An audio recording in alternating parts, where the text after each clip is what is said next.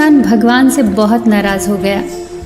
किसान बहुत मेहनती था, बहुत मेहनत से वो खेतों में अनाज उगाता, उसकी देखभाल करता, पर अक्सर उसकी फसल खराब हो जाती।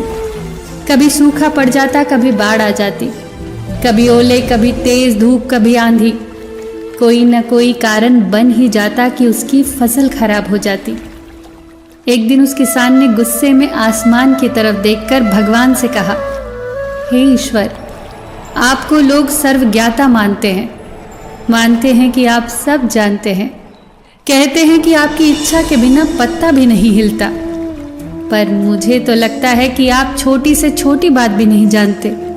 आपको तो ये भी नहीं पता कि खेती बाड़ी कैसे करते हैं। अगर आप जानते होते तो असमय जो बाढ़, आंधी, तूफान आते हैं वो कभी नहीं आते। आप नहीं जानते कि कितना नुकसान उठाना पड़ता है हम किसानों को। यदि आप मेरे हाथ में ये शक्ति दे दें कि मैं जैसा चाहूँ वैसा मौसम कर दूँ, फिर आप देखना कि मैं अन्न के भंडार लगा दूंगा।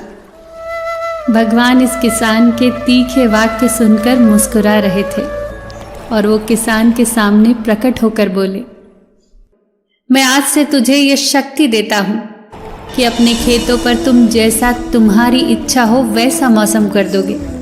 मैं बिल्कुल भी दखल नहीं दूंगा, तुम्हारी इच्छा से सब कुछ होगा। किसान बहुत खुश हो गया। उसने गेहूं की फसल अपने खेतों में बोई।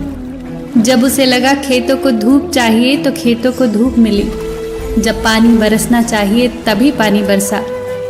आंधी, तूफान, बाढ़ कुछ भी उसने अपने खेतों पर आने नहीं दिया। किसान के खेत में इस बरस ऐसी फसल हुई जैसी कभी नहीं हुई थी। ऊंची, हरी भरी, लहलहाती फसल। मन ही मन वो बहुत खुश हो गया और सोचने लगा, अब सबूत के साथ दिखाऊंगा भगवान को कि इसे कहते हैं शक्ति का सही उपयोग।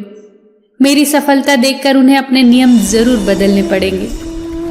कुछ दिन गुजरे, फसल कटने को तैयार हो गई। किसान बड़ी उत्सुकता के साथ फसल काटने लगा, पर जैसे ही उसका ध्यान गेहूं की बालियों पर गया तो उसने अपना सिर पीट लिया। वो रोने चिल्लाने लगा। गेहूं की एक भी बाली के अंदर गेहूं का दाना नहीं था। सारी बालियां अंदर से खाली थी। किसान बहुत दुखी हो गया। उसने भगवान को रोते हुए फिर पुकारा, हे प्रभु, तुमने मेरे साथ ये क्या किया? क्या तुमने मुझे कोई सजा दी? भगवान बोले, पुत्र, ये तो होना ही था। तुमने पौधों को संघर्ष करने का मौका ही कहाँ दिया। न तो तुमने उन्हें आंधियों से जूझने दिया, न तेज बारिश को सहने दिया, न धूप में तपने दिया। एक भी चुनौती का सामना तुमने उन्हें नहीं करने दिया। इसीलिए सारे पौधे अंदर से खोखले रह गए। जब आंधी, तूफान, तेज बारिश, धूप पड़ती है तभी ये पौधे अपने अस्तित्व को बचाने के लिए संघर्ष करते हैं और इसी संघर्ष से एक बल पैदा होता है जिसमें शक्ति होती है, ऊर्जा होती है, और यही ऊर्जा फूटती तेरी बालियों में गेहूं के दाने की तरह जो नहीं फूटी। तूने उन्हें कठिन परिस्थितियों से गुजरने ही नहीं दिया जहां उनके अस्तित्व का जन्म होता। सारी बालियां इसलिए खाली हैं, एक भी गेहूं का दाना इसलिए नहीं है क्योंकि तूने अपने पौधों को संघर्ष कराया ही नहीं।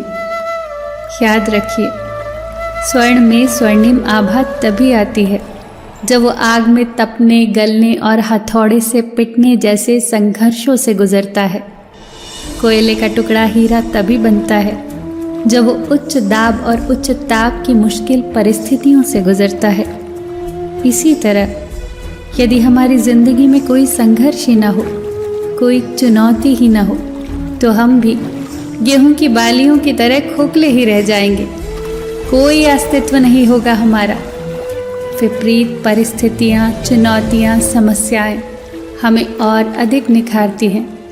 यदि जीवन में मुश्किल परिस्थितियां आए, चुनौतियां आए तो घबराना मत, बल्कि सामना करना, विश्वास करना कि आप और अधिक निखर जाओगे और अधिक मजबूत बन जाओगे। किसी ने कितना सही कहा है, जिंदगी जीना आसान नहीं होता, बिना संघर्ष कोई महान नहीं होता।